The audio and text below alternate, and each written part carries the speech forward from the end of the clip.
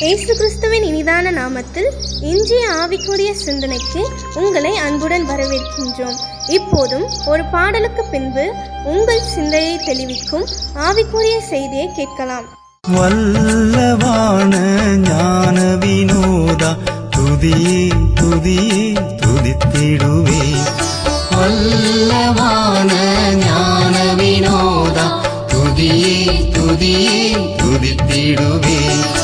எல்லா குறையும் தீர்த்தீரே, தொல்லையாவும் தொலைத்தீரே.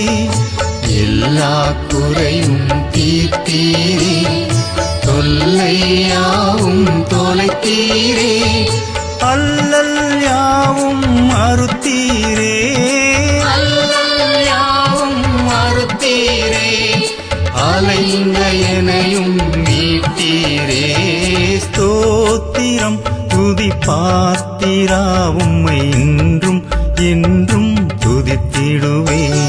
ஆண்டவர் இரட்சகருமாக இயேசுவின் இனிதான நாமத்தினால் உங்களை வாழ்த்துகிறேன். இந்த நாள் நம்முடைய ஆவிக்குரிய சிந்தனைக்காக நீதிமொழிகள் 19 அதிகாரம் 11 வாசிக்கிறேன். மனுஷனுடைய விவேகம் அவன் கோபத்தை அடக்கும், குற்றத்தை மன்னிப்பது அவனுக்கு மகிமை. மனுஷனுடைய விவேகம் அவனுடைய கோபத்தை அடக்கிவிடுமாம். பாருங்கள், நமக்கு இன்னைக்கு விவேகம் வேண்டும் என்று சொல்லி ஆண்டவர் எதிர்பார்க்கிறார்.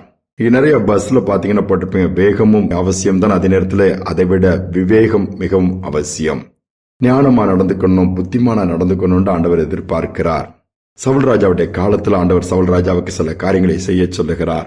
ஆனால் அதை செய்யாமல் போகும் பொழுது சாமுவேல் தீர்க்கதரிசி போய் சொல்ல, நீர் புத்தியீனமாய் நடந்து கொண்டீர் சொல்லுகிறார்.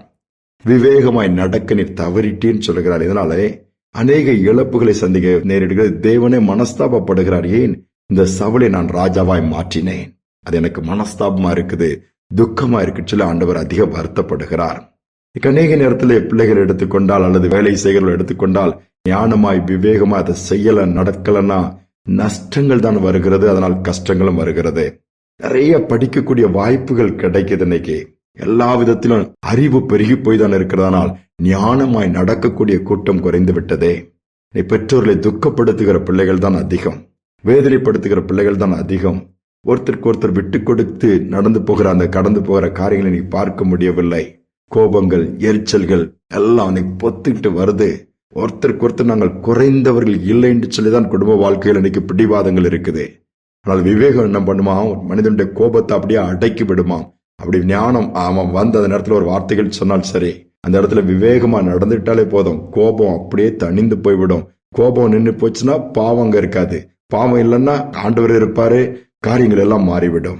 நீ பாத்தீங்கன்னா கிராமங்கள்ல போனீங்கன்னா அந்த பனையிலிருந்து வருகிற பதநீரை குறித்து கேள்விப்பட்டிருப்பீங்க. அந்த பதநீரை இறக்கி அதுல குடிப்பதற்கெல்லாம் போன பின்பு அதை மீதியான பதநீரை எடுத்து கருப்பட்டி அதிலிருந்து தான் வருகிறது பனை வெள்ளம்.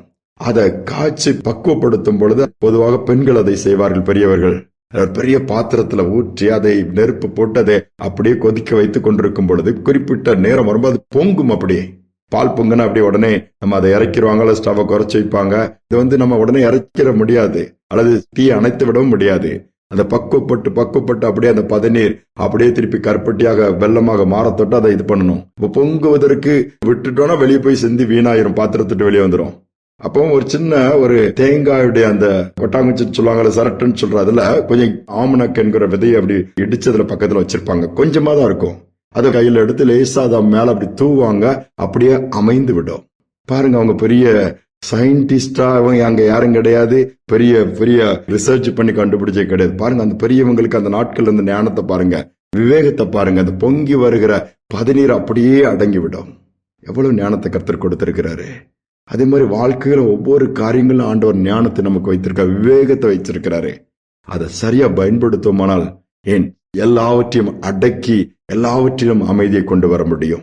ஆண்டவர்கிட்ட கேட்போம், ஆண்டவர் எங்க வாழ்க்கையில வீசுகிற புயல், பொங்கி சீறி எழுகிற அலைகள் அடங்காம மாறி மாறி எங்களை டேமேஜ் பண்ணுது, மாறி மாறி எங்களை அடிச்சு நொறுக்குதுன்னா நாம விவேகத்தை கையாள்வோமானால் நிச்சயமாக அது அடங்கிவிடும், அமைதி உண்டாயிரும். ஆண்டவர்கிட்ட கேட்போமா?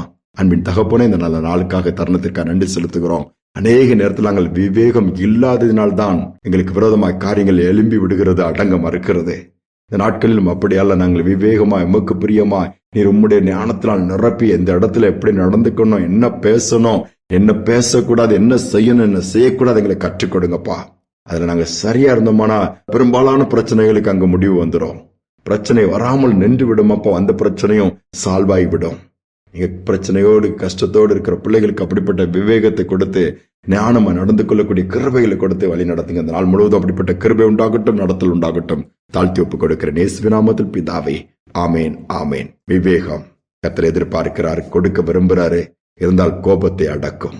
கோபம் அடங்கினால் போதும், சமாதானம் நிரந்தரமாய் குடும்பத்தில் இருக்கும். இந்த சிந்தனையோடு இந்த நாளை தொடர்வோம். மீண்டும் நாளை தினம் சந்திப்போம்.